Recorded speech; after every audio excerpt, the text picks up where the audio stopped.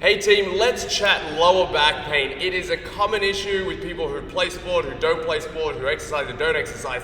Lower back pain is something that a lot of people have experienced, and it's probably a very misunderstood pain or issue. And the reason I say that is because lower back pain hurts, right? And it's also quite debilitating, especially in the morning.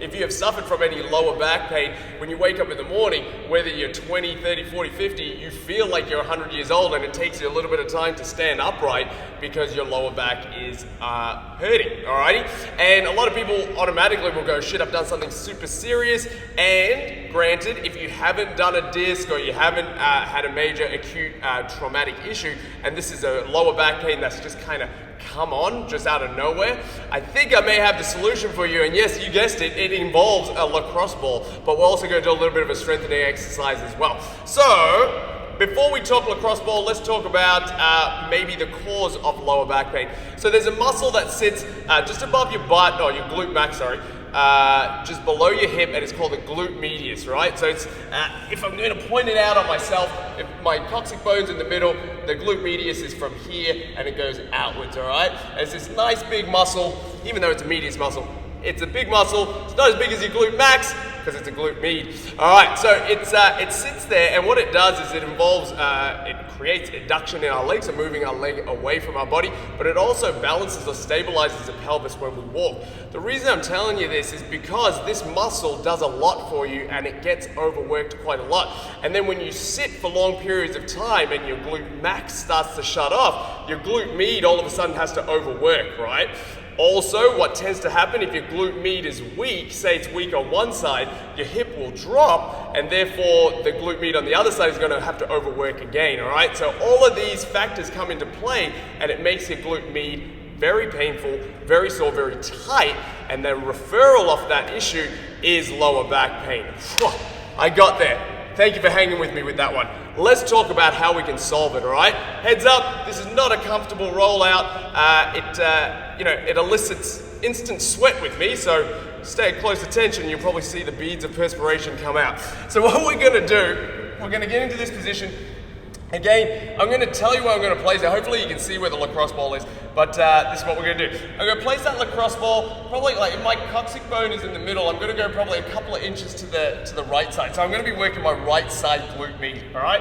So I'm going to place the lacrosse ball there, and then I'm going to cross this leg into this position. Now, my whole hip area is on that lacrosse ball, all right? So from here, I'm going to roll to the side, and I'm going to hunt around on that muscle, and I'm going to find a trigger point, which I just did. And when I find that with this other leg, with my foot, I'm going to just push it into the ground. I'm going to give it a little bit of a zhuzh, the old zhuzh.